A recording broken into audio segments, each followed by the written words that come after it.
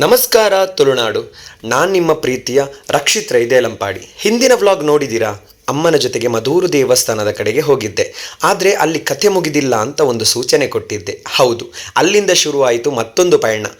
Plan ಮಾಡಿದ್ದಲ್ಲ, ಆದರೆ ಅಮ್ಮನಿಂದ ವಿಚಾರ ತಿಳಿದಾಗ ಹೋಗೋ ಮನಸ್ಸಾಯಿತು.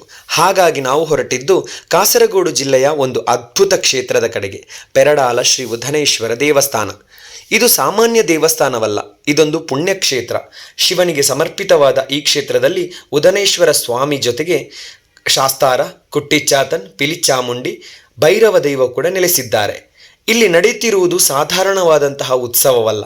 ಏಪ್ರಿಲ್ 17ರಿಂದ ಏಪ್ರಿಲ್ 28ರವರೆಗೆ ನವೀಕರಣ ಪುನಃಪ್ರತಿಷ್ಠಾ ಅಷ್ಟಬಂಧ ಬ್ರಹ್ಮಕಲಶೋತ್ಸವ. ಈ ಸಮಯದಲ್ಲಿ ಇಲ್ಲಿರುವ ಶಕ್ತಿ ಅನುಭವಿಸಿದವರಿಗೆ ಗೊತ್ತು. ಇನ್ನೊಂದು ವಿಶೇಷ ಕೇಳ್ತೀರಾ? ಈ ದೇವಸ್ಥಾನದ ವಿಗ್ರಹ ಗಂಗಾ ನದಿಯಿಂದ ಹೊರತೆಗೆದದ್ದಂತೆ.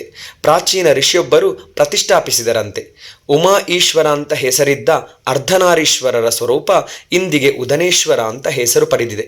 ದೇವಾಲಯವು ಪೂರ್ವಾಭಿಮುಖವಾಗಿರುವಾಗ ಮುಂಭಾಗದಲ್ಲಿ ವರದಾ ನದಿಯೂ ಇದೆ. ಇದು ಉತ್ತರಕ್ಕೆ ಹರಿಯುತ್ತಾ ಈ ಕ್ಷೇತ್ರಕ್ಕೆ ಇನ್ನಷ್ಟು ಪವಿತ್ರತೆಯನ್ನು ಕೊಡುತ್ತದೆ.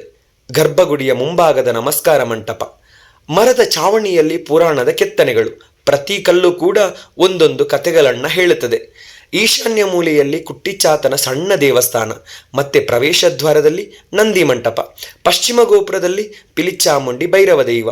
ಇದು ಕೇವಲ ದೇವಸ್ಥಾನವಲ್ಲ, ಇದು ಸಂಸ್ಕೃತಿಗಳ ಸಂಗಮ. ಕೇರಳದಿಂದ ಕನ್ನಡದವರೆಗೆ ಇಲ್ಲಿ ಜನರು ಬರುತ್ತಾರೆ, ಬಿಕ್ಕಟ್ಟುಗಳನ್ನು ಪರಿಹರಿಸಲು, ಕಳೆದು ಹೋದ ವಸ್ತುಗಳನ್ನು ಹುಡುಕಲು.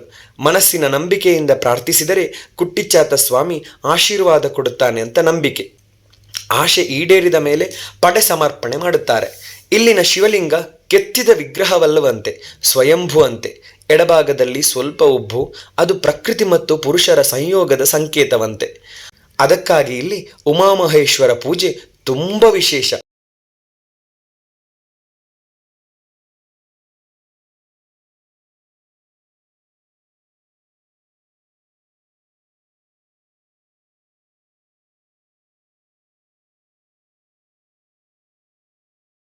ತಪ್ಪಿದ್ದರೆ ಕ್ಷಮಿಸಿ, ಇನ್ನಷ್ಟು ವಿಚಾರಗಳನ್ನು ಹೇಳಬೇಕೆಂಬಂತಹ ಆಸೆ ನನಗೆ. ಅದಕ್ಕಾಗಿ ಬೇಕು ನಿಮ್ಮ ಬೆಂಬಲ. ಲೈಕ್ ಮಾಡಿ, ಶೇರ್ ಮಾಡಿ, ಸಬ್ಸ್ಕ್ರೈಬ್ ಮಾಡೋದನ್ನು ಮಾತ್ರ ಮರಿಬೇಡಿ.